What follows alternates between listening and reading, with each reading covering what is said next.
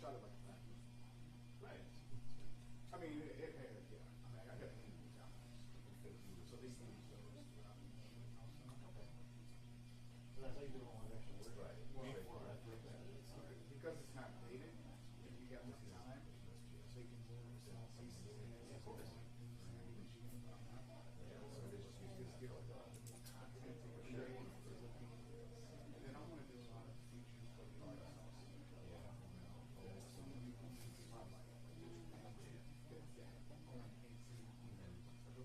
BTS behind right. Yeah.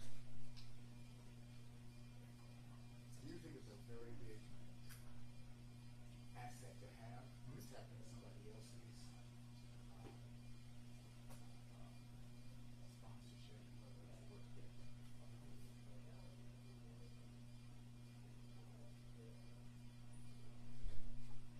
I actually told the guy, I said, hey, we go to countryside.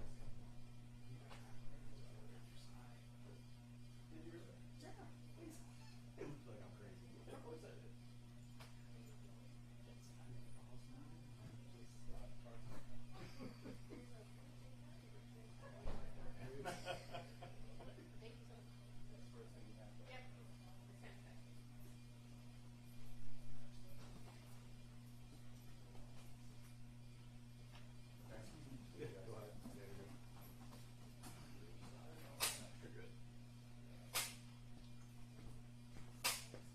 Y'all ready?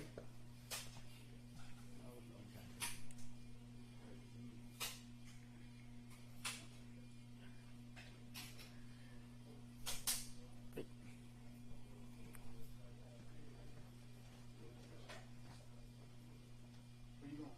I'm just going to be renting from you guys. Excuse me. You gotta give me some. Yeah, for sure.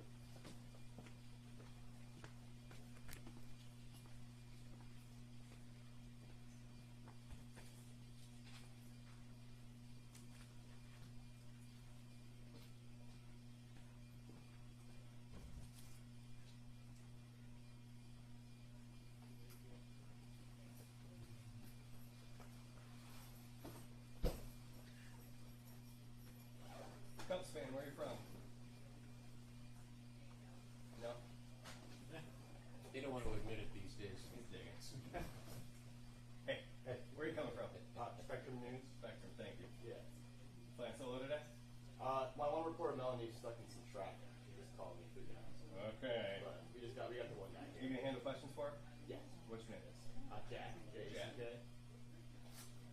And if you get an add-on, it'll be a Melanie. Yes. Thank you.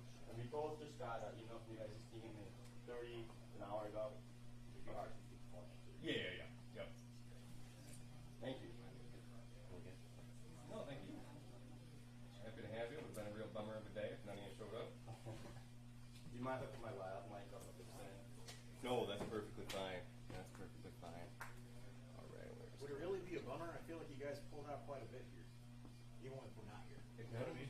Yeah, it'd be a I bummer mean, you for me. accomplished quite a bit. Yes, the accomplishment and the charges would stand, for sure. But that's not what they brought me. Oh, of course. That'd be someone else's job. Gotta tell everybody about it. I got you.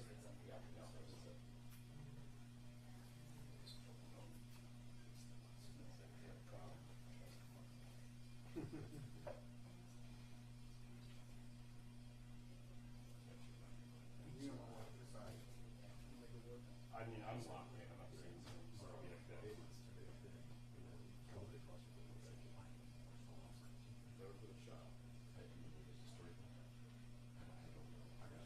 You guys know that mayoral party? You're on like a monthly basis or this like how was it bad? Yeah, it was like rooftop in the over there. So yeah, it was real cozy there. Make it a personal riser. Yeah, that fucker's literally. The reason all I know stuff is we got all these new things and shit.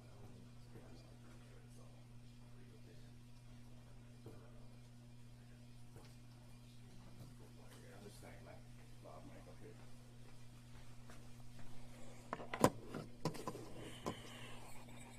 Jim, how are we looking on the lane? Go ahead. Okay.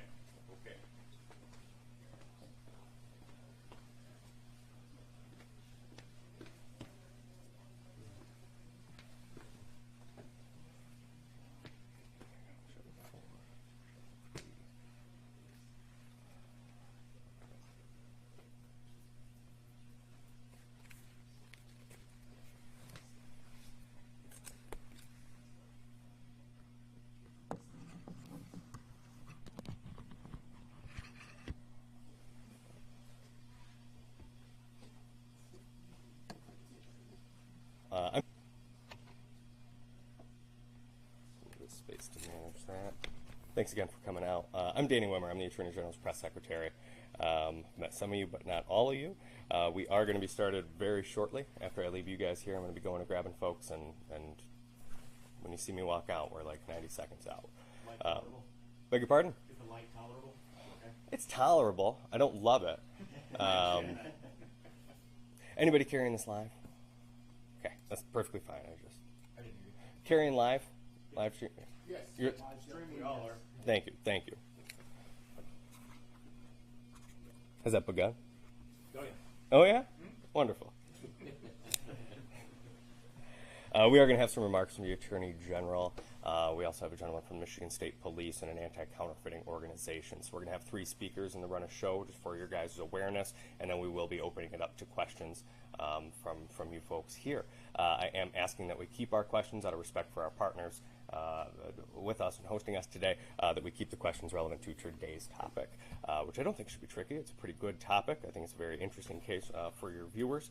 Do me a favor and raise your hand when you have a question. I asked for your names for a reason. That's how we're going to manage it. Obviously, it's not a circus in here. It shouldn't be too hard for us to manage how this goes. But do raise your hand. I will call on you by name.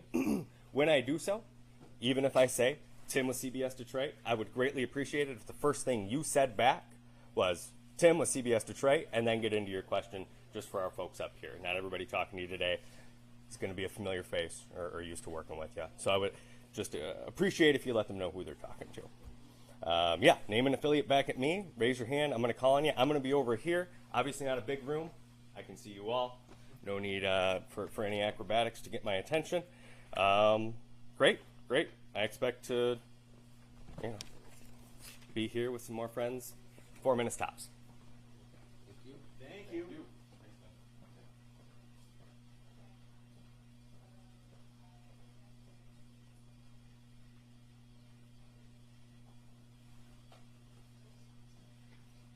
Yeah, he's got 5 minutes out.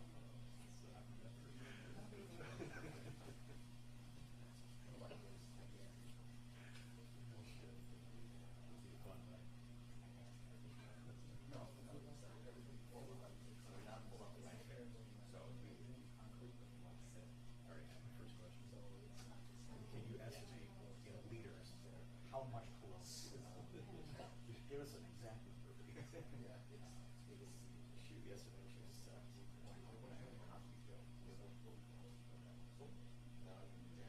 Can you estimate how much sun he splashes on each one? Oh no. Oh, so no. I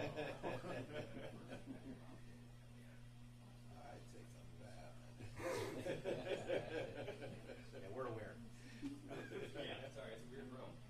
It's an unusual one for us. Are these animals? Not MREs, no. You'll know all about it in 40 minutes. Oh, and this is the iPad. All right, I will be back shortly. Hey, you said you had people coming back with you next time. I did. I brought Melanie. All right. Yeah, that's crazy.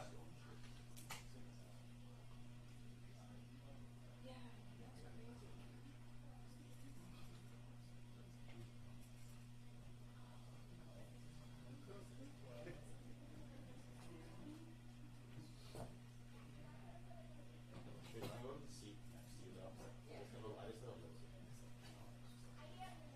Unless they're talking about the press conference.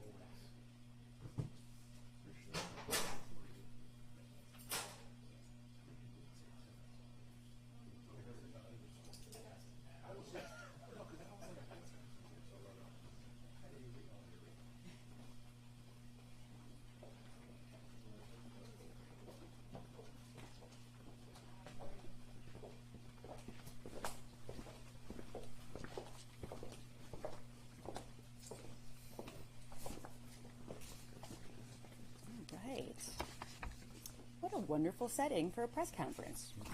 All right.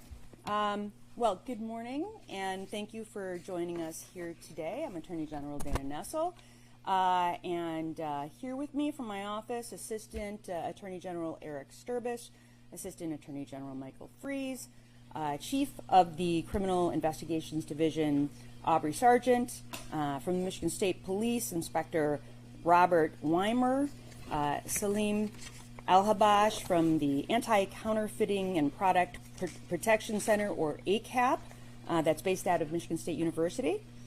From Amazon's Internal Counterfeit Crimes Unit, Joe Wheatley. And from Walmart, Ed Henkel, Senior Manager of Global Investigations. So we're here today because I'm announcing charges against 4 Michigan men for their alleged roles operating a large-scale counterfeit product criminal enterprise that operated for years across both Amazon and Walmart online marketplaces, specializing in the illegal trade of counterfeit luxury brand perfumes and colognes. This follows one of the largest ever counterfeit retail product seizures in our state, and certainly the largest in recent memory. Now, I want to say the totality of what I have and will describe today are, at this point, only allegations. All defendants at this stage of the criminal justice process are presumed innocent unless or until proven guilty in a court of law, though these allegations are extensively supported by the lengthy investigation conducted by my force team, and we intend to prove these offenses beyond any reasonable doubt in the courts. In October of 2023, Walmart Global Security contacted my department's force team to assist in their ongoing investigation into suspected counterfeit cologne and perfume merchants. The investigation at this time, spurred by intellectual property rights complaints filed by the legitimate manufacturers of cologne and perfume brands, was focused on one third-party seller on the platform operating as Max Mix-Up LLC. This third-party seller, per Walmart's accounting, had sold more than $1 million worth of the suspected counterfeit product through their online marketplace. The operator of this LLC and associated Walmart merchant account, we allege, was a now 38-year-old Port Huron man named Kyle McIntyre.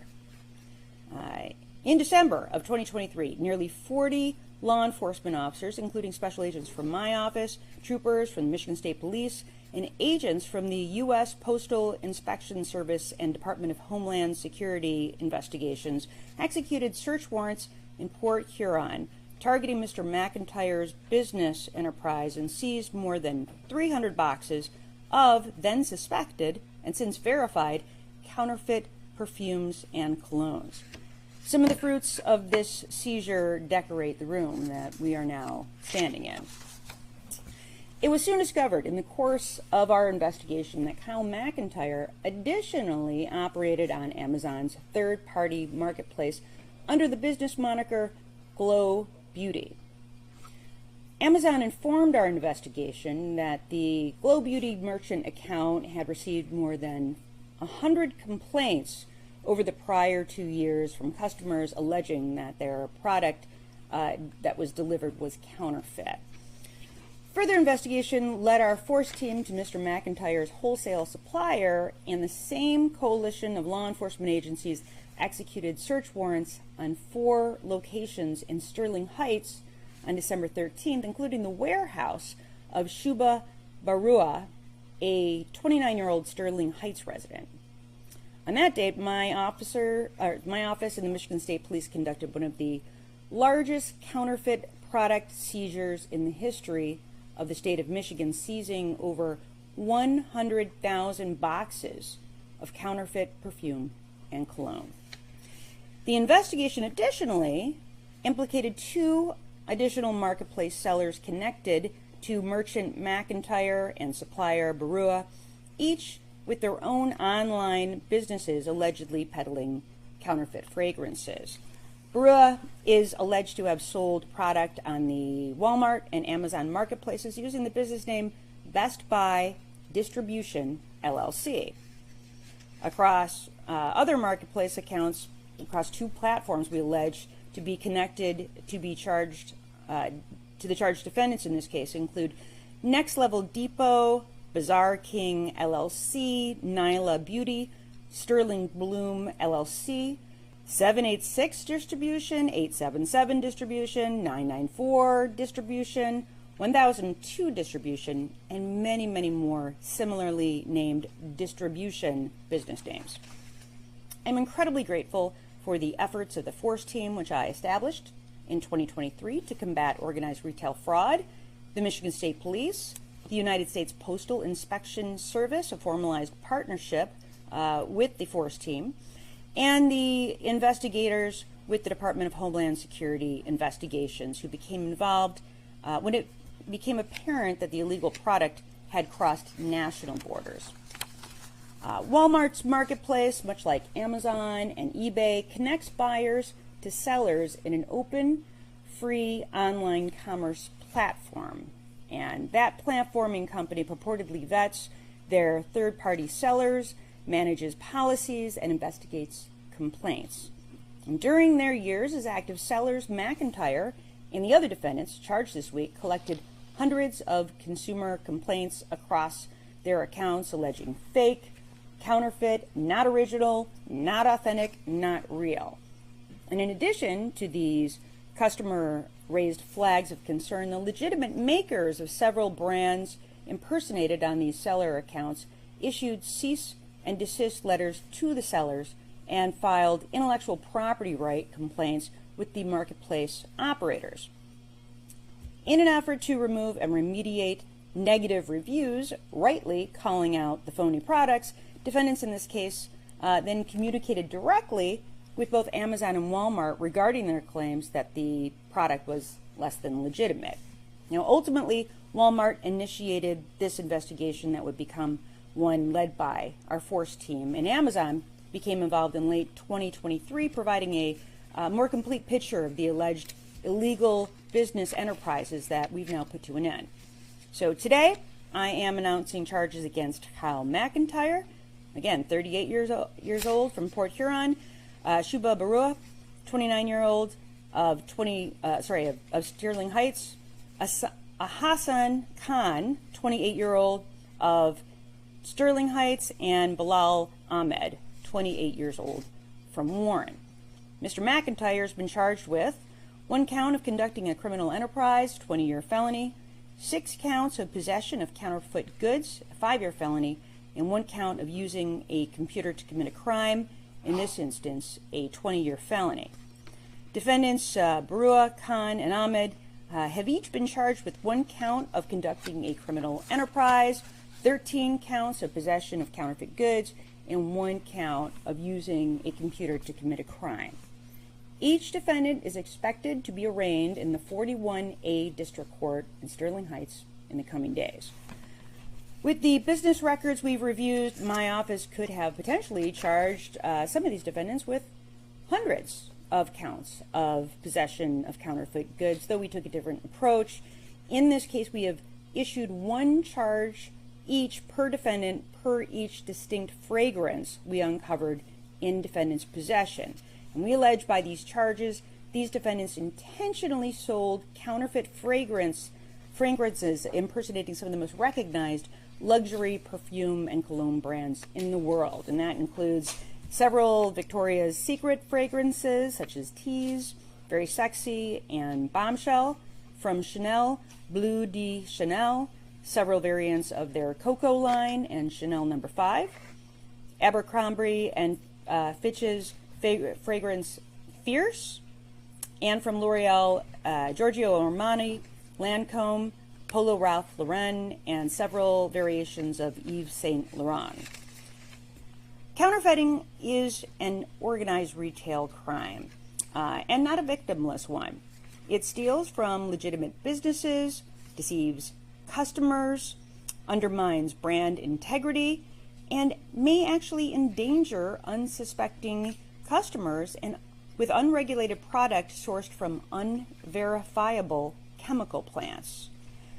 What I want Michigan residents and consumers to know is that counterfeit products are widely prevalent, likely much more so than you even expect, and found in many more places than you likely assumed.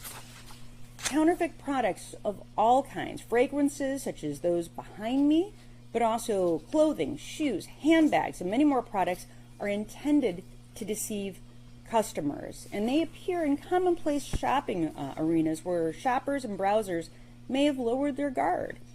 Anyone buying a Rolex or a Prada purse at a severe discount from a card table on a city street would hopefully have a decent notion that these might be inauthentic items. But when the customer is scrolling a website of a known and trusted retailer such as Walmart or Amazon, it might never occur to them that the product is phony. After all, that would be illegal to sell, but this happens all too often. Online marketplaces are routinely infiltrated by peddlers of fake merchandise. So regardless of where you're shopping, please maintain your vigilance. Remain skeptical about unbelievable deals, and always remember, if the price is too good to be true, it probably is. But apart from deceiving customers and profiting from illegally manufactured products, counterfeit products can be very dangerous. In this instance, we're talking about a chemical product from unverifiable locations manufactured with unknown standards, containing any number of mystery chemicals and ingredients, and making its way to the marketplace, your mailbox, and your bathroom vanity without ever being evaluated for its substance or its safety. Fragrances in particular pose a threat, as this is a product meant to be applied directly to your skin in sensitive areas such as your head and your neck, and there's simply no telling what's inside a counterfeit perfume bottle, and none of the surety that comes from buying from a trusted global brand exists, unless you, of course, have a sophisticated chemical lab in your basement. That small glass bottle remains an opaque black box. In other instances, counterfeit fragrances have been tested and revealed the presence of heavy metals, animal urine, harsh chemicals that you would never, ever willingly apply, dab, spray anywhere to your body. And we submitted fragrances seized in this enterprise and found within these seized bottles some of the following: Liliol, a synthetic chemical formerly used to impart scent into fragrances. It's been found to be harmful to human fertility, and it's been banned in the European Union, where many of these brands manufacture their fragrances for use in cosmetic products ever since 2022. We found helotropin and bourgeonal. Both of these substances are suspected to cause health harms in humans, and major makers like L'Oreal has discontinued using them. Counterfeit products are a tool of consumer fraud. They are prevalent in far too many products and in far too many markets presumed to be legitimate. And in some cases, they may actually pose a significant danger to your health. Since its inception in 2023, the Force team has shown time and again its ability to take down sophisticated criminal operations. And this investigation is yet another example of what we can accomplish when law enforcement joins forces with the private sector. Walmart's vigilance, combined with the expertise of the Force team and our federal partners, stopped a major counterfeit operation in its tracks. And I want to thank Walmart, Amazon, Homeland Security Investigations, the Michigan State Police, and of course the special agents and prosecutors of my Force team, and every agency that worked on this case for their commitment to protecting Michigan consumers and businesses. Alongside me again today is Salim Alabash from Michigan State University Anti-Counterfeiting and Product Protection Center, again ACAP. In 2024, the Force team, ACAP, and the Michigan State Police were jointly awarded a $300,000 federal grant from the Bureau of Justice Assistance for the purpose of investigating counterfeit goods. And we're using those funds jointly with the Michigan State Police, in addition to the MSU ACAP Center, who in turn will help further inform and educate us as to the serious problem of counterfeit goods in the marketplace. And we hope to use today's announcement to further inform consumers about this very topic. And so with that, I'm going to hand this over to Salim Alabash with ACAP.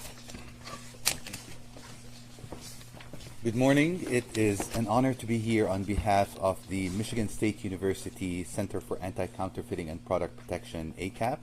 My name is Salim Al-Habash, and I am the Center's Associate Director for Research.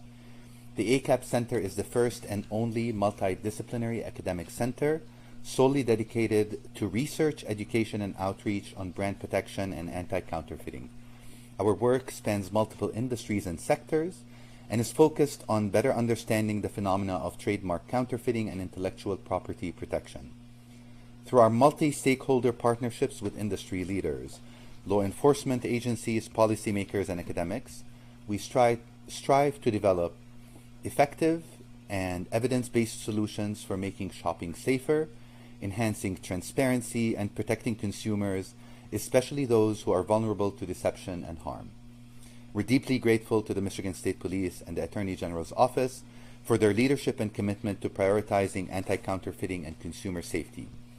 The case presented today highlights the importance of collaboration in addressing the growing threat of counterfeiting, and by bringing together law enforcement, industry, and academic partners like the ACAP Center to safeguard consumers and ensure a fair and trustworthy marketplace. The rapid growth of global supply chains and online shopping has brought undeniable benefits: wider product access to consumers anywhere they have a device, new opportunities for small businesses, and a thriving global economy.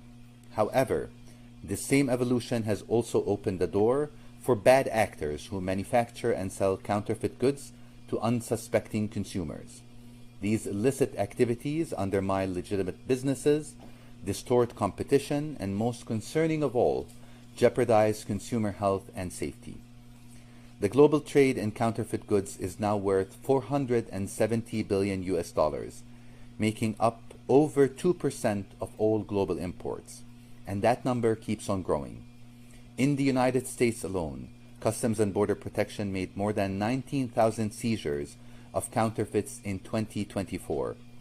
The estimated value of seized counterfeit goods doubled in just 4 years, with a 95% increase just in the last year. Counterfeits are no longer limited to flea markets or shady back alleys. They are increasingly showing up on major e-commerce platforms and social media marketplaces. E-commerce is growing fast, and the rise of social media-driven shopping is growing even faster and is expected to reach nearly $18 trillion by 2033. While this reflects a booming online economy, it also means counterfeit goods will become even more widespread unless we take action. Counterfeiters are exploiting digital platforms to reach consumers faster and more directly than ever. They are using sophisticated marketing tactics and even artificial intelligence, or AI, to mimic legitimate listings and trick consumers into thinking they are buying the real thing. While many people associate buying counterfeit goods with fake handbags or knockoff sneakers, the reality is much broader and far more dangerous. Counterfeit products span nearly every product category: medicine, pharmaceutical products and medical devices, airbags, toys, food, alcoholic beverages, clothing, and, like in this case, fragrances or perfumes. Counterfeit purchasing isn't just a consumer choice, it is a systemic problem. It undermines local and national economies, puts legitimate jobs at risk, and creates an unfair playing field. Unlike authentic products, counterfeits are produced in unregulated environments with no quality control and no regard whatsoever for consumer safety. So why should we care? Because counterfeiting impacts every single one of us. Everyone who shops online or buys branded products here in the state of Michigan and elsewhere. In today's digital environment, we are constantly flooded with ads, deals, and influencer endorsements. It is increasingly difficult to distinguish what's authentic and what's fake. And even when consumers are aware of the risks, the speed and convenience of online shopping often override caution. Our team at the ACAP Center conducted a global survey of consumers across the US and 16 other countries. Alarmingly, 74% of those surveyed have indicated that they bought counterfeits knowingly and or unknowingly. And even after consumers recognize that the products they bought were counterfeits, many do not take action. In fact, nearly 40% of those who we surveyed said that they kept the product even after learning that it was counterfeit. Let's be clear, counterfeit goods are not harmless knockoffs. They carry real, often serious risks. Our research shows that while consumers are generally aware that counterfeits are risky, they underestimate those risks and feel helpless about protecting themselves. Using and consuming counterfeit products can be serious. At best, someone can get a poor quality product, but they and their loved ones could also get injured or harmed by it. 1 in 5 of US consumers in our study reported experiencing negative health effects from counterfeit products. Nearly a quarter reported a personal injury from such use. From drugs to clothing, accessories, and perfumes, fake products may contain harmful substances and ingredients like fentanyl, arsenic, lead, and other harmful chemicals. Imagine what that means for counterfeit food, toys, airbags, or as in the case we're addressing today, fragrances, which are applied directly to and are absorbed by our skin. The risks can be immediate and long-term. The bottom line is this: counterfeiting is everywhere, and so are its consequences. Addressing this challenge requires a united front. Government, law enforcement, brands, and universities must work together to educate and empower consumers. To all consumers, we know online shopping is fast, convenient, enjoyable, and quite frankly, here to stay. However, what we recommend is that you pause before you click. If a deal seems too good to be true, it probably is. Bad actors rely on quick decisions and blind trust. Consumers have the power to make informed decisions and deserve to be safe. As consumers, we owe it to ourselves and our loved ones to shop smart. Buying authentic products isn't just about quality. It's about protecting your health and peace of mind. When possible, shop from trusted local stores. If you're shopping online, make sure to look closely at product listings and check if the seller profile looks legitimate. Even if your favorite influencer is promoting the product, do not assume it's safe. Counterfeiters use popular faces to sell dangerous fakes. In closing, we're grateful to Attorney General Dana Nessel, the dedicated team at the AG's office, and the Michigan State Police for their leadership and commitment to prioritizing anti-counterfeiting and consumer safety across the state. The fight against counterfeiting is a shared responsibility, and collaboration is at the heart of our strategy. It is part of the Pure Michigan spirit. When faced with a challenge, we come together to solve it. This issue may start here, but it echoes across the nation and the globe. We all have a role to play in Michigan and beyond. Thank you, and I'll hand it over to Michigan State Police Inspector Robert Weimer.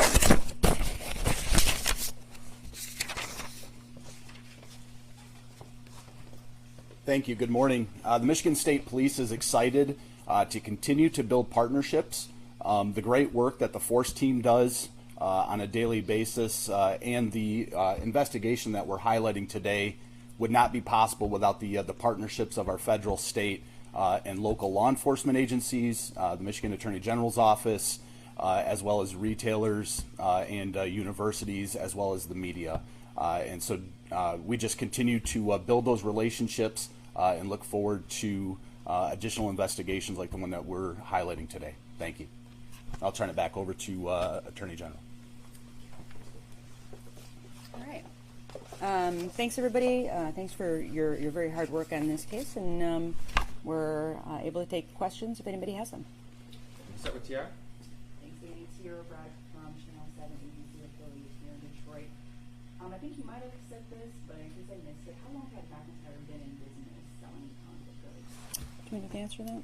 Yes, I believe he's been in business since about 2016. So it has been several years. Thank you. Melanie? My question is, you said that Walmart first brought this issue up and then Amazon joined in. Are they going to be held responsible for this taking place on their marketplace platforms? Well, obviously, this was a cooperative effort to, take down this criminal enterprise, and we count on whether it is a brick and mortar retailer to be our partners, and the online sellers, we count on them to be our partners as well. And obviously, the hope is that as soon as there's an identification of there being counterfeit goods, that again, the online sellers will cooperate and work with us in our investigation to make sure that we can eliminate them from the marketplace and then hold them criminally responsible when we're able to do so. Well, some would say that we need more vetting or higher responsibility from these marketplace sellers before they even allow people on their platforms in the first place. Do you think that there might be something in the future done by your office to make them have those practices in place to prevent this? Well, I will say this. Can more be done? Yes, there always can be more that is done. And we continue to work with the online sellers, obviously to encourage the quick identification of counterfeit goods and products, and of course to bring that to our attention as quickly as possible. So I think it's an always evolving process. I will say this, and we were just talking about this a minute ago, how the use of AI has made it a lot harder to identify the fake products and goods in a variety of different ways. And things that we used to at one time be able to count on to be able to say this is how you identify a criminal seller who is selling you illegal goods and counterfeit goods versus somebody who's legitimate has become just more and more difficult over time because of AI. And so, it's hard to have a specific set of standards that might change from one day to the next with increasing technology.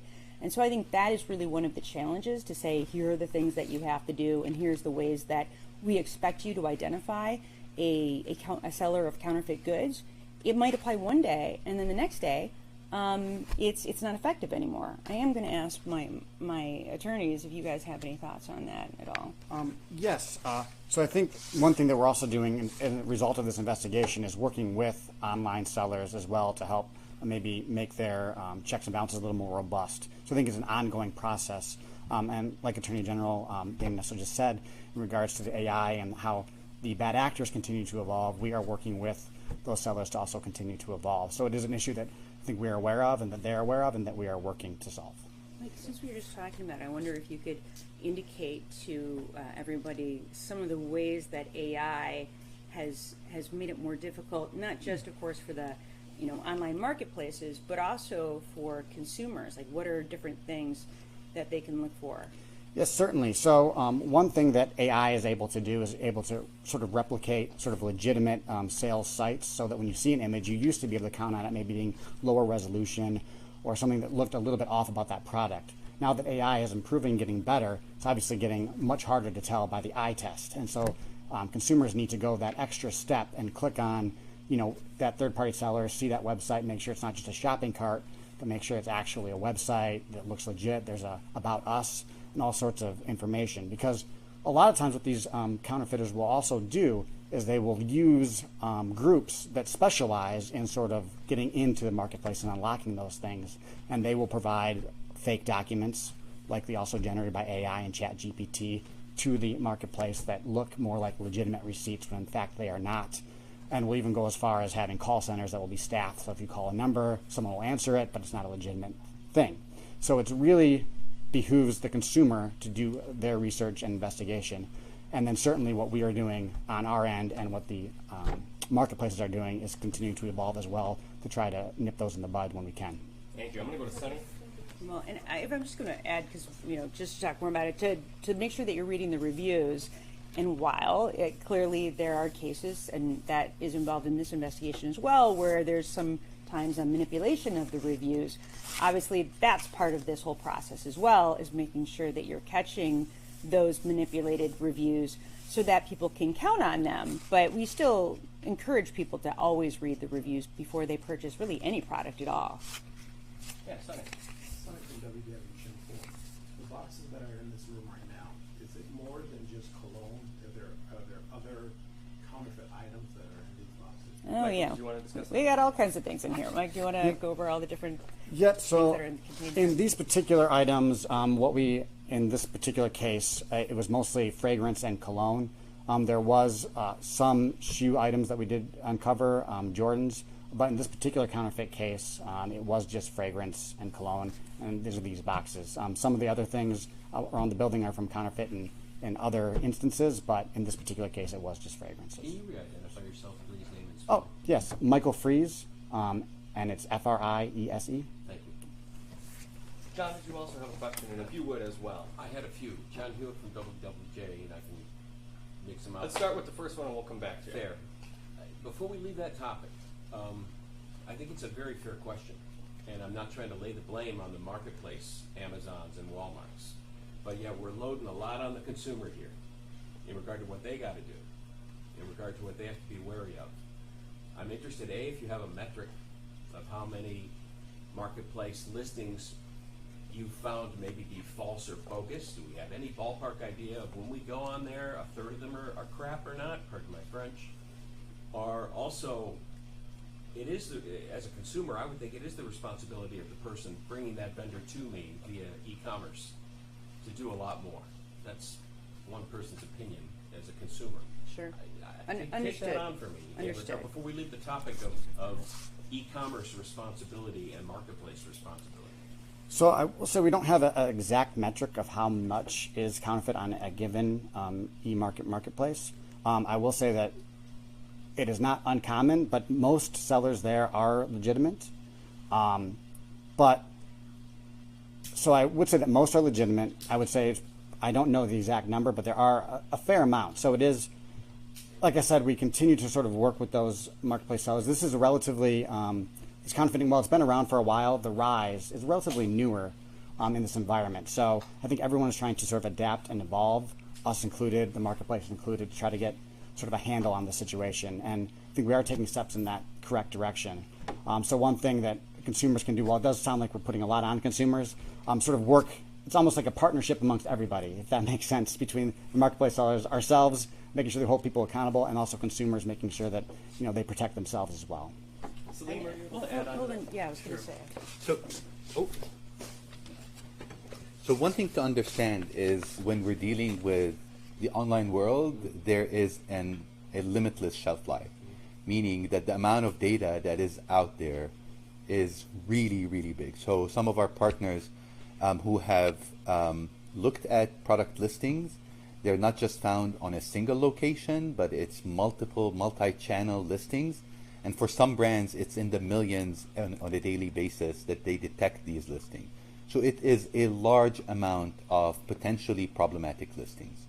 So the trick is that when you have this open-ended shelf life, the volume and velocity, just the sheer amount of these illegitimate, illicit listings makes it hard to contain the problem. This is why tackling this with only one strategy becomes a near impossible task. And this is why we advocate that, yes, the platforms, law enforcement, all of us have a role to play, but it's also important amid the current digital environment. We're talking about thousands of digital interactions that each individual has on a daily basis. And a lot of them are fake information, fake product reviews, fake product listings. Even influencers are promoting counterfeit products on major social media platforms. So it is critical for the consumers to also be aware and wary of their shopping behaviors. Online shopping is extremely convenient, So unlike when you're shopping for a product from a brick and mortar store, you kind of have to get up, put pants on, and drive to that shop, and all that is creating time for you to review the arguments and your intentions for buying this product.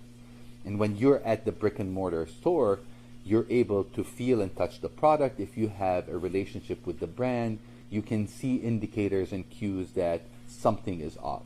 In the online world, this process is reduced to milliseconds, because from the time you see that listing to the time that you make a decision and you click, it's a matter of milliseconds, and the product is already being shopped to you. And this is why it is critical for us to make the consumers aware that this is out there. Oftentimes when we talk to consumers, they fairly associate counterfeit products with buying a fake bag or fake clothes, but it's much more when dealing with pharmaceuticals or fragrances. And we were having a discussion earlier of like, who would think that you would want to buy fragrances in an online store? Don't you want to smell it? But we have to understand that the shopping behavior of consumers has dramatically shifted. So that's area number one. The other thing is the complexity is added by the sophistication of counterfeiters themselves. They're often 2 or 3 steps ahead of everyone else because they have no structures to protect. So if a shop is closed, they will open it the next day. They will do a new profile and produce the same products, or resort to social media, invite people to their own social media. So it's really complex within that environment that we do feel that consumers have a role to play in just pausing before they click. It is not their sole responsibility, but it's a joint responsibility. Joe and Ed, do you want to discuss efforts as well?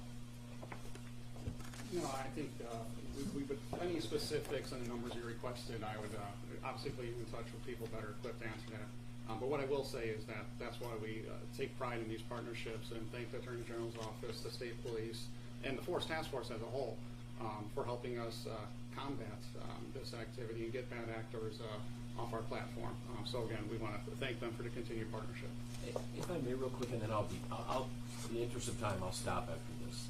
I agree. What I'm asking, what I'm asking is, what are we expecting or asking people to do? I fully respect what the message, the importance of it, making people aware. I get it. But outside of what we are to do with it as consumers, we hear you say this today. Are we just not to trust online vendors anymore? Beyond reading reviews of the people we're buying it from, what is the nugget you want people to take away from what you're sharing with them today and their risk? Look, I know that a lot of the online sellers aren't going to be thrilled to hear me say this, and I am unique in that I live in the metropolitan Detroit area, so I live very close to all kinds of different stores, which is not the case for everybody, right? But this is a real life story involving me and my consumer habits. I was out of my favorite fragrance, and I waited to go to the store to purchase it at the store because I knew about this case. And I just thought, I'm not sophisticated enough. I'm old enough that I feel like I don't have all the skill sets necessarily that maybe my kids have in terms of being able to navigate, online purchases. So for this, and you can't do this in all cases, and I appreciate not everyone can have this luxury. I waited until I had a weekend where I had time. I went to the store and I purchased it directly from the store where I knew it would not be counterfeit because I was so afraid of making the same exact mistake. The other thing I would say is that purchasing it directly from the manufacturer, that also, right, alleviates this problem. Now, will it be more expensive? It might be more expensive, but also that's because it's authentic, and it's authentic.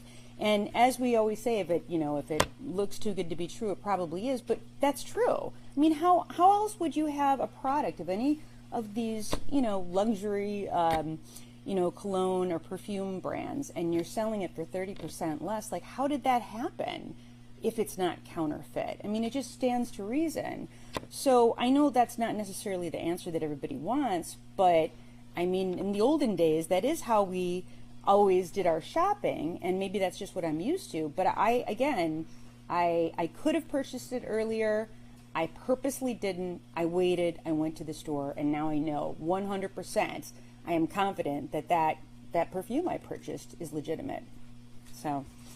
If I could add one thing, even when consumers, after buying the product, they think it's counterfeit, it's also important not to continue using it or giving it to your loved one.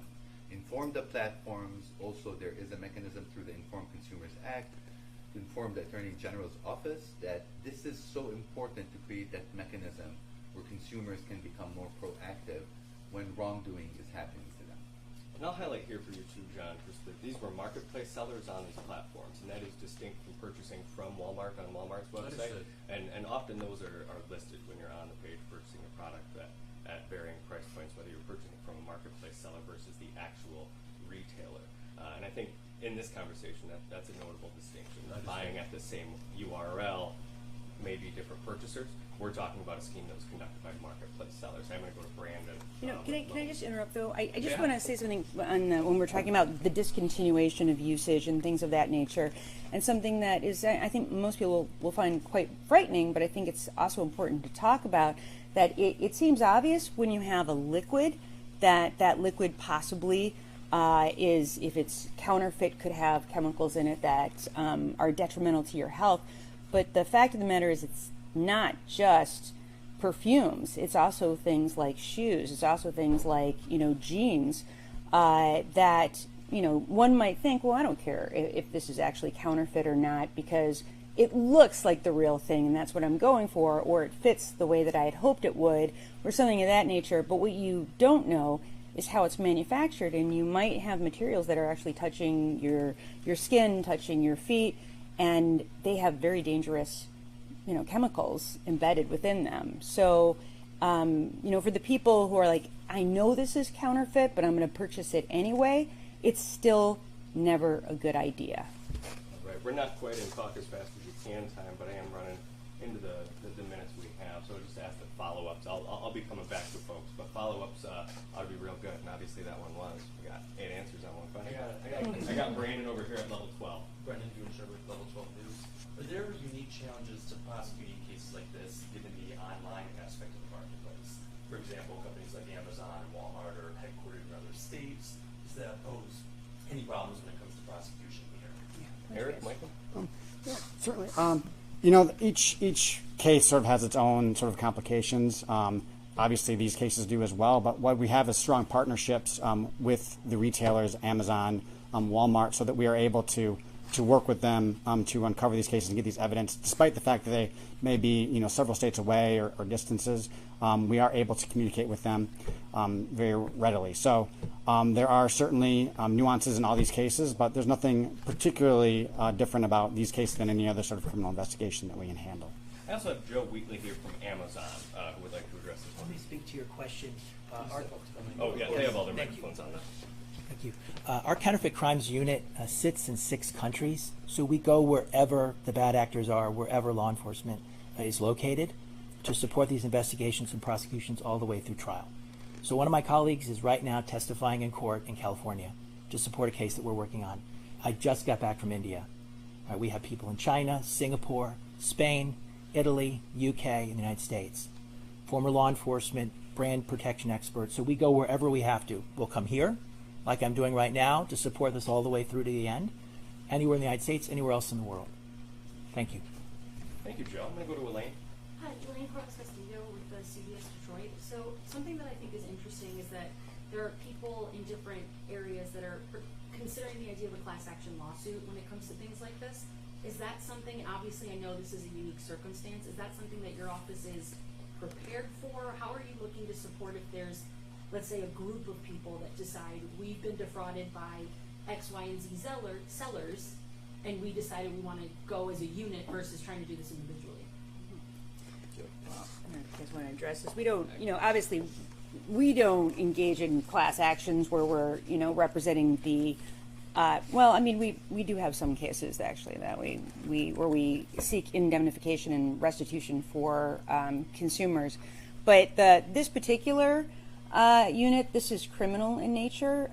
You know, these are criminal investigators and criminal prosecutors. But, you know, I can't see that we wouldn't, when we're able to share information with consumers who are bringing their own cases, so long as it does not, you know, jeopardize the criminal investigation or prosecution. And we do that from I think this. to distinguish, you know, a civil remedy such as a class action lawsuit isn't particularly connected to the work of the force team and the criminal prosecutions.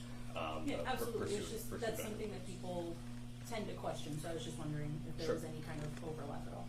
Sure. And I have Jack, and time for just two more.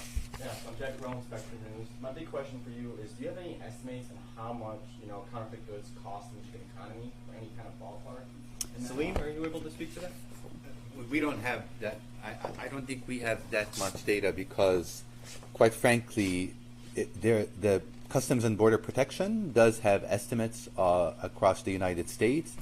I'm not sure that they have specific to Michigan, but the idea is that in every prevalence of a counterfeit product, someone in Michigan might be losing a job because someone is buying a product that is not authentic. It does jeopardize jobs here in Michigan as well as in any other state. So there is a deep economic toll that extends beyond just buying a one-off or a knockoff. There is an impact. I'll turn back to our Assistant Attorneys General. We do have some dollar values for relative to the product seized in this. Yeah, I believe it's a fairly conservative estimate that the value of the product in this room exceeds $10 million marketplace value of cologne. And I'm sorry, Jack, could I step down a second half of that question? Yeah, and this the second half for the Attorney General. For someone watching here, and I'm 25. I'm sure I've gotten counterfeit goods. We all go and see them. What would you say to kind of sell a consumer? Be like, hey, report this. How would you tell that to a consumer every day? My mom does it all the time. I think she just got a fake Gucci wallet. But how would you kind of describe? Be like, hey, look at this. This is actually hurting. You know, mom, pop, she lives in UP, so she's not getting Gucci wallets in town. But how would you tell that to an everyday customer that this really doesn't affect just the criminals making money, but it affects shops all around Michigan and all around the country? Yeah, well, as was discussed, first of all, it does impact the people who actually are legitimately, making these products or putting these products together, and so it affects the economy from that standpoint. But for the consumer, if you don't report it, then, law enforcement's not going to learn about it. The companies aren't going to learn about it, and law enforcement won't learn about it, so we can't put a stop to it. So then the illegal behavior continues, and they're going to, whoever the illegal seller will just continue to be able to put their item that is, at best not legitimate, but at worst dangerous, into the marketplace. And the only way that we'll ever know, the only way we'll be able to stop it, is by people reporting it. But the other thing is there's a deterrence value as well, right? I mean, these are serious crimes that these individuals are charged with. And if you look at continuing a criminal enterprise, which is our Michigan RICO statute, that's no joke. That is a serious offense. Our department sends people to prison for that all the time. And I think it's important to know that and to recognize that there are going to be people who see all of this today, because you guys are reporting it, who might be engaged in this kind of conduct and say, you know what, it's not worth going to prison over. And I don't know what the percentage chance is that I'll get caught, but I don't want to take that chance because I don't want to go to prison. But will that ever happen if your mom doesn't report it when she finds out that she's purchased a counterfeit product?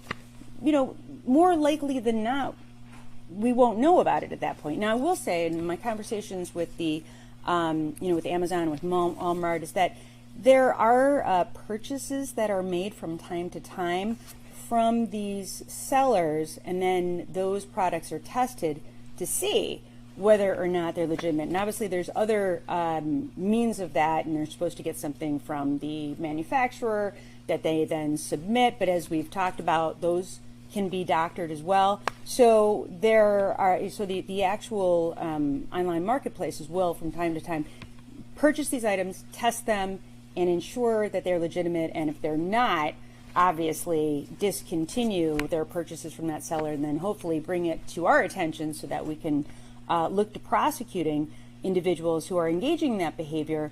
But none of that happens without a report. And that's true of anything, right? We talk about how underreported sexual assaults are. We talk about how underreported hate crimes are. There's so many different crimes. This maybe being one of the largest in terms of people not reporting the crime when they know that a crime has occurred. So it's important to know, like, when you're being defrauded in this way, this is a criminal offense, and it needs to be treated by consumers as one. And what's the best way to report? What's the best way? If you could tell someone right now, they should be scared to go to the police station. They don't, you know what I mean? There's a lot of fear in that as a consumer because I don't want to get in trouble. What's the best way to report? Right. Yeah, What you we've guys got Joe over here. I may add for your question, it actually ties in with the prior question from the reporter on the second row. Reporting to Amazon, we field consumer complaints, and we take those very seriously. In fact, they're vital for the kinds of signals that we use to identify criminal networks, to then refer them for prosecution or civilly sue them. And to your question prior about suits, our team files extensively in the United States and abroad against bad actor sellers, distributors, suppliers. Since 2020, we have referred for prosecution or civilly sued more than 24,000 bad actors worldwide. Okay, and we support those all the way through, whether it's on the civil or criminal or both. Thank you. Thank you. All right, yeah. Jeremy, getting Fox 2 on? Jeremy, Fox 2. I was wondering, just quickly, if you guys could talk a little bit about the contributions. I know it's a really large-scale investigation. If you could talk about the MSP contributions to all this, or Michigan State Police. Yeah, so if I understand your question correctly, you're just looking, I guess, for like manpower. So obviously, Resources went into the investigation, like a scope. It can be things. I know it's going on. yeah. So obviously, I mean, we had troopers, we had sergeants. I believe we had approximately 40 people. Over 20 state police. Yeah. Involved. When search warrants were executed, obviously the investigation's ongoing, so they're continuing to follow up with additional investigations, additional interviews, and investigative things, I guess, that keep coming in. So, just in southeastern Michigan alone, is this cologne perfume bus the largest? It's just in perfume and cologne, just the southeastern Michigan period. as far as I'm aware, it's the largest one in the state of Michigan that I have knowledge of. Yeah, I got time for one more. John, did you have a follow-up? Just on the connection of the defendants potentially, did they know each other? Was it a quote-unquote network? And were all of these products produced out of Sterling Heights that was originally referenced? If you can give us more idea of the cohesion, if there was, amongst this group. Connection between and then location of production? I think Right, was the meaning second that one of the gentlemen was running a warehouse where I believe you said it was produced in Sterling Heights, unless I'm wrong, as to where they made the product, where they got it. So basically how these people were connected is they all sort of were in this warehouse together and sort of shared a space in these warehouses, and they sort of shared product amongst themselves. One of the individuals, Mr. McIntyre, did have a warehouse that he also had off-site as well, but he got that product from this main warehouse in Sterling Heights. And they sourced that material from really all over the nation, New York, sort of sourced it from that, and the ultimate origin was from China. So it's a rather complicated supply chain coming from China to distribution centers in likely larger cities such as New York, and then it disperses out to individuals such as the ones that we are charging today. So China was the source of all of the material being produced and manufactured? This is where the stuff was manufactured, correct, yes. Thank you. All right, thank you everybody for your time coming today. Appreciate, feel free to take shots of the room from where you are, and we are available at agpress@michigan.gov for any follow-up questions. We're working a full day. Ready to roll? Great. Thank you. Thank you all. Thanks, everybody. Thank you. I think it's Johnson.